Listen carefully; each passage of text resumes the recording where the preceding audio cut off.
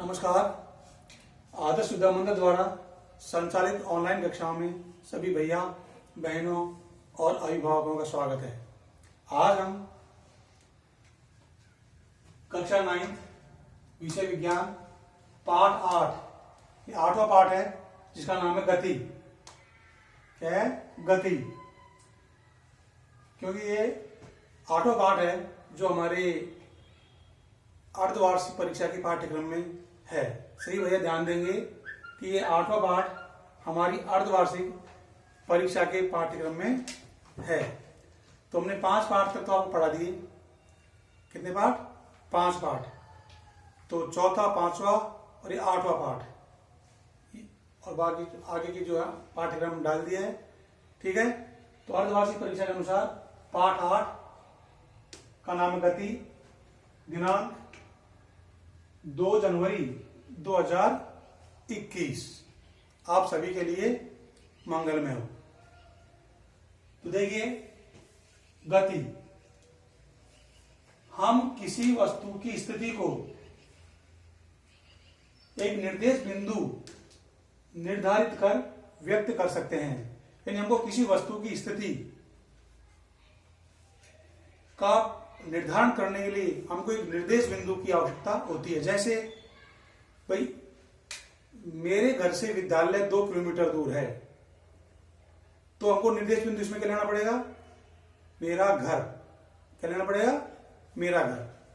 तो यानी कहने का मेरा मतलब यह है कि किसी वस्तु की स्थिति को प्रदर्शित करने के लिए, दर्शाने के लिए एक निर्देश बिंदु की आवश्यकता होती है। एक निर्देश बिंदु निर्धारित किया जाता है।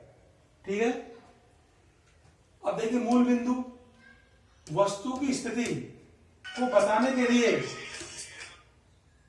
वस्तु की स्थिति को बताने के लिए हमें एक निर्देश बिंदु की आवश्यकता होती है और जिसे हम कहते हैं मूल बिंदु। यानी कोई भी वस्तु की स्थिति का पता लगाने के लिए, निर्धारित करने के लिए हमें को एक निर्देश बिंदु की आवश्यकता होती है। वो निर्देश बिंदु क्या कहलाता है? मूल बिंदु। क्या कहलाता है? मूल बिंदु। अब इसके बाद में आता है कि गति के प्रकार। यानी गति के कई प्रकार हैं। सरल रेखीय गति है, गुणन गति है, वृत्ताकार गति है।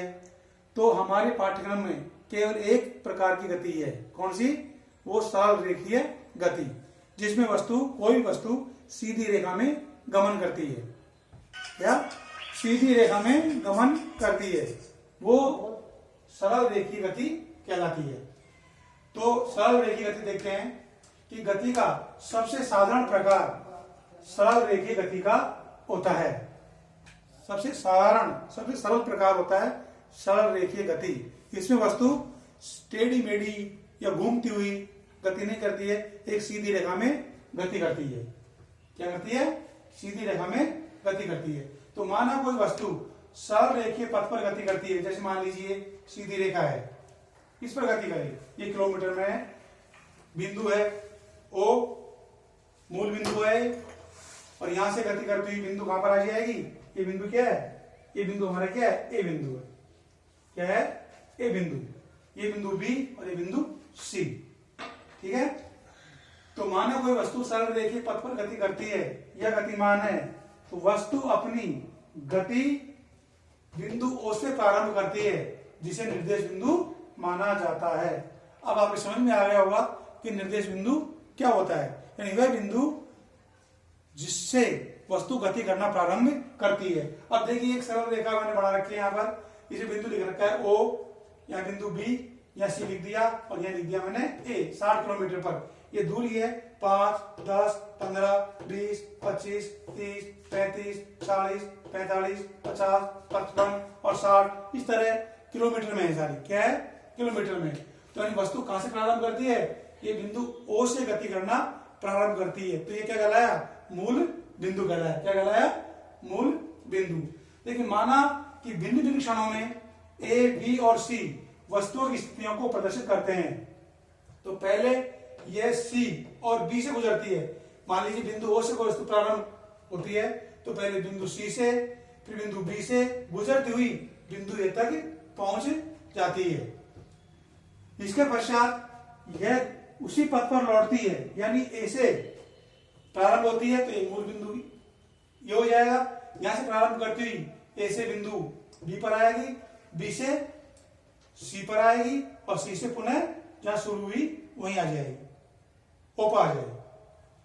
तो इसके पश्चात ये उसी पथ से लौटती है और बी से गुजरते हुए सी तक पहुंचती है। मैंने बताया था यहां से आएगी, पहले बिंदु बी पर आएगी, फिर सी पे आएगी, तो सी से गुजरती हुई, बी से गुजरती हुई बिंदु सी पर तक पहुंचती है। अतः वस्तु द्वारा तय की गई कुल दूरी, तो वस्तु द्वारा तय की कुल दूरी कितनी हो जाएगी?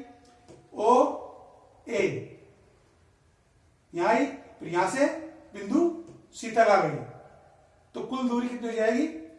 ओ ए प्लस ए सी के बीच की दूरी, अर्थात ए ओ कितनी है? 60 किलोमीटर है। कितनी है? यहां से यहां तक 60 किलोमीटर, और फिर यहां से यहां तक ए सी यहां तक, यानी 60 में से 25 घटा देंगे, ये दूरी आ जाएगी 35। तो 60 किलोमीटर प्लस 35 किलोमीटर बराबर 95 किलोमीटर। तो वस्तु द्वारा तय की गई दूरी कितनी हो जाएगी? कुल दूरी 95 किलोमीटर। कैसे?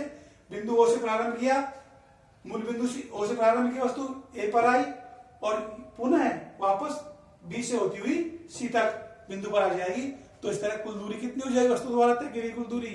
95, यानी 40 किलोमीटर, 60 किलोमीटर प्लस 35 किलोमीटर बराबर 95 किलोमीटर।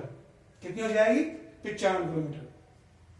तो किसी वस्तु की दूरी निर्धारित करने के लिए हमें केवल अंकीय मान की आवश्यकता होती है। कौन से मान की? अंकीय मान की आवश्यकता होती है, न कि गति की दिशा की।